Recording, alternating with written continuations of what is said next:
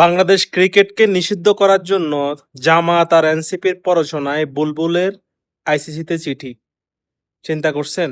এই ব্যক্তি লাভে, ব্যক্তি প্রত্যাশায় কি কাহিনী করতেছে? সেই ব্যক্তিগত লাভে বিসিবি প্রধান থাকতে বা বিসিবি প্রধান হতে, আর সেই এখন বাংলাদেশের বিরুদ্ধে, বাংলাদেশের ক্রিকেটের বিরুদ্ধে কাজ করতেছে। আর আপনি এদেরকে নিয়ে চিন্তা করেন দেশ গড়ার, কিভাবে সম্ভব ভাই? কোনোভাবে সম্ভব? আমার তো মনে হচ্ছে না ভাই।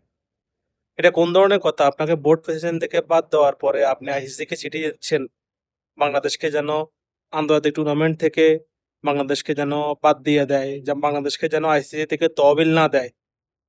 কি লেভেলের বাইরে জামাত এনসিপি নিজের স্বার্থের কারণে কোথায় কোথায় যেতে পারে চিন্তা করছেন? বুলবুল সাহেব না হলে কার সাহসে, কার প্ররোচনায় এই আসিফ মাহমুদ জামাতীয়দের প্ররোচনায় দিয়ে এগুলা করতেছে? না হলে তার এত সাহস কোত্থেকে হয়, তার এত চিন্তা কোত্থেকে হয়?